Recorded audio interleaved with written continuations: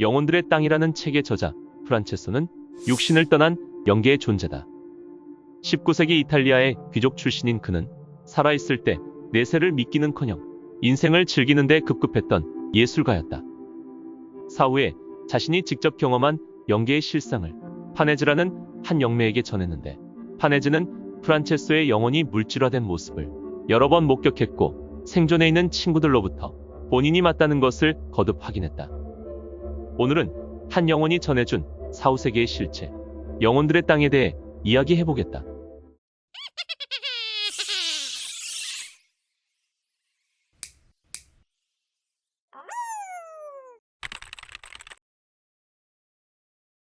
영계에는 특이한 장소나 놀라운 볼거리들이 많고 참여하는 영들을 돕는 단체들도 많다. 그러나 희망의 형제단이 이끄는 도움의 집만큼 특이한 곳은 아마도 없을 것이다. 이곳은 지상에서 약간 높이 떨어져 있는 영역이라 영혼의 진보에 필요한 시설 외에는 아무것도 없다. 이곳은 마치 윤곽이 어렴풋한 거대한 감옥과도 같은데, 대부분의 공간은 빛도 들지 않고 최소한의 가구만 갖춘 헤아릴 수 없이 많은 작은 방들로 이루어져 있다. 그곳은 슬픔의 집인 동시에 희망의 집이기도 했는데, 모든 이들이 빛을 향해 올라가려고 희망의 첫발을 내딛고 있었기 때문이다. 프란체소의 방엔 침대와 탁자와 의자만 있는데, 그는 그곳에서 쉬거나 비슷한 처지의 영들과 함께 강의를 들었다. 강의는 영혼들이 무엇을 잘못했는지를 뼈저리게 깨달을 수 있도록 이야기의 형태로 전달된다. 영혼들은 강의를 통해 많은 도움을 받았고 내면의 사악한 욕망을 극복하는 법을 알게 됐다. 강의가 없을 때는 영적인 능력을 키운 영혼들에 한해서 지상에 두고 온 가족들이나 친구를 방문하러 내려가는 이들도 있었다. 영혼들은 지상의 유혹에 빠지는 일이 없도록 늘 당부를 받곤 했는데, 많은 이들이 그러한 유혹을 뿌리치기 힘들어했기 때문이다.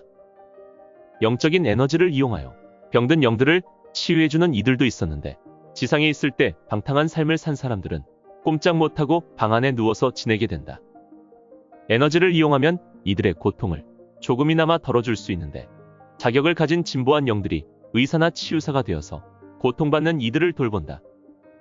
이곳을 지상의 인간들에게 정확히 설명하기란 불가능한 일이다. 지상의 병원과 매우 비슷하긴 하지만 이곳의 영들은 주변으로 밝은 빛을 뿜지 못하기 때문에 공간이 전체적으로 어둡다. 영계에서는 영혼의 발달 수준에 따라 주변이 밝아질지 어두워질지가 결정되기 때문이다.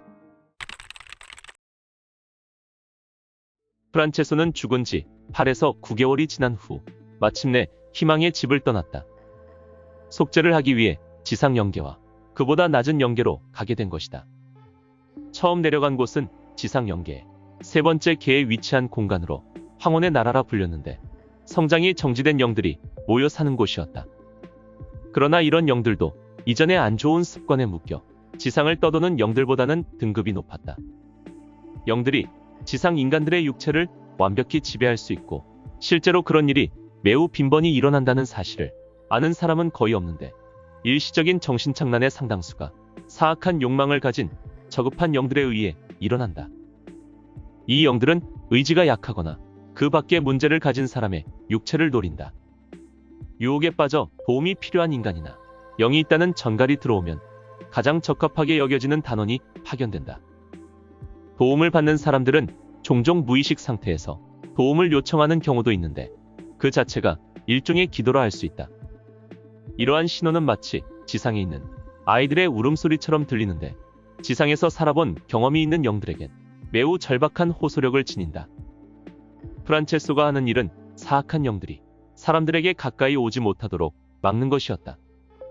프란체소는 아직 지상에 묶여있는 상태이기 때문에 진보한 영들에 비해 지상의 인간들과 밀접한 관계를 맺을 수 있었다. 물질적인 부유함은 죽고 나면 덧없이 사라지고, 오직 영적인 부유함만이 영계로 가져갈 수 있는 진정한 재물이다. 프란체소는 지상을 돌아다니면서 육체를 가진 인간에게 해를 입힐 수 있는 수많은 방법을 알게 됐다. 영들이 할 수 있는 일은 인간의 상상을 초월한다. 의문사나 수수께끼의 범죄 등 몇몇 사건들은 지상의 사람들이 영에게 조종당해 자기도 모르는 사이에 저지르는 일이기 때문에 사실상 그들에게는 책임이 없다고 할 수 있다. 악령의 빙의에 대한 오래된 믿음은 허황된 게 아니다. 그들도 한때 지상에서 살았던 인간들이기 때문이다. 이런 영들은 지상은커녕 그 언저리 영역에도 살 수 없다. 영혼들의 생활은 지상의 삶과 비슷하면서도 다른 부분이 많다. 예를 들면 영혼들도 이따금씩 간단한 식사를 하는데 어떨 때는 일주일 내내 밥 생각이 안 날 때도 있다. 또한 낮과 밤의 구분이 없이 늘 해질녘의 상태가 지속된다. 그리고 만약 어디론가 급히 가야 할 일이 생기면 생각만으로 눈 깜짝할 사이에 몸을 이동시켜준다. 잠을 안 자고도 오랜 시간 활동할 수 있지만 한 번에 몇 주일씩 계속 잠만 잘 수도 있다. 또 다른 특이한 것이 있다면 바로 옷인데 결코 닳지도 않고 불가사의한 방법을 통해 새 옷으로 계속 변한다. 영계는 무한한 시간이 주어지기 때문에 멈추건 나아가건 본인의 의사에 달려있다. 또 이곳을 뛰쳐나가 지상으로 돌아갔다가 마침내 영계의 가장 밑바닥까지 추락한 자들도 있다. 수많은 영들이 자신을 드러내고 싶어서 영매의 모임에 몰려든다. 자신이 여전히 살아있다는 사실을 알면 기뻐할 사람들이 많기 때문인데 소수의 사람들만이 혜택을 받다 보니 대부분의 영들은 실망만 하는 채 떠난다. 사람이 죽은 뒤에도 지상에 있을 때 인종적, 민족적 특징이 여전히 남아있다. 영계의 가장 낮은 영역에서는 강자의 논리가 지배하고 법도 원칙도 없다. 영혼의 등급이 위로 올라가면 각 영역마다 법과 질서의 정도가 높아져서 영들은 너나 없이 법질서를 존중하는데 자기가 어떤 존재냐에 따라 주변 환경이 결정된다. 인간의 마음이 어린아이처럼 순수했던 태고적엔 영계와 물질계가 지금보다 가까웠지만 오늘날의 현대인들은 짙은 안개 속을 헤매는 표류자들처럼 영계의 실체를 찾아 헤매고 있다. 프란체소는 스승들로부터 영계가 몇 개의 영역으로 나뉘어 있다는 말을 들었는데 영혼들마다 얘기가 조금씩 달랐다. 이제 그는 물질계의 흡인력으로부터 자유로워졌고 물질적인 것들의 유혹을 극복했기 때문에 두 번째 단계로 올라가게 됐다.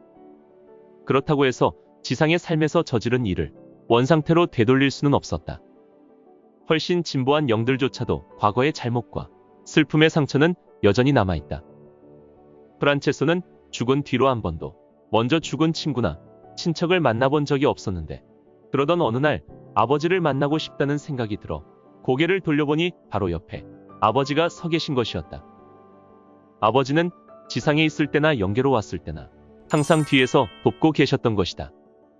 아버지는 대화 도중 흥미로운 말씀을 하셨는데 사람들을 구하기 위해 가장 낮은 밑바닥 영계로 내려갈 원정대가 조직되고 있다고 했다. 그곳은 소위 지옥이라 일컬어지는 곳이다. 원정대가 구해내는 사람들은 프란체소가 처음 영계로 왔을 때 보내졌던 곳으로 간다. 영이나 인간 중 누구도 모든 것을 알 수는 없다. 우주의 거대한 비밀을 밝혔다고 주장하는 이들도 자기보다 진보한 영들로부터 전수받은 얘기를 할 뿐이다. 절대자의 본질에 대해 영혼들이 이제껏 알아낸 거라곤 절대자는 무한한 영혼이며 한계가 없다는 것이다. 신은 만물의 내재해 있으면서도 그 모든 것의 우위에 있다. 프란체소는 지옥불이란 게 단지 정신적인 상태를 나타내는 비유적 표현일 뿐이라 생각했고 실제로도 많은 사람들이 그렇게 가르쳐왔다. 불기둥과 연기는 이곳에 사는 불행한 존재들의 영적인 발산물에 의해 생긴 것인데 영혼의 시각으로는 이 불이 실제로 존재하는 것처럼 보이지만 육체를 입은 지상의 인간을 이곳까지 데려온다면 지옥의 불이 보이지 않는다고 할 것이다. 실제로 그곳엔 지상적인 차원의 물질은 존재하지 않지만 그럼에도 불구하고 그것들은 물질이다.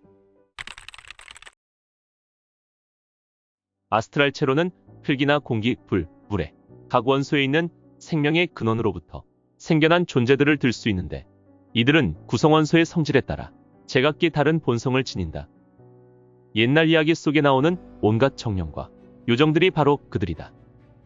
이들의 삶은 인간의 생명으로 인해 생겨나고 유지된다. 이 신기한 존재들은 문명이 발달된 곳에서는 생존을 이어가지 못한다. 인간으로부터 방사되는 생명의 근원 속에 이들을 존속시킬 만한 요소가 매우 적기 때문이다. 문명이 진보할수록 이처럼 저급한 존재들은 설 자리를 잃게 되는데 그러다 보니 사람들이 결국 이들의 존재 자체를 의심하고 애초부터 존재하지 않았다고 생각하게 되는 것이다.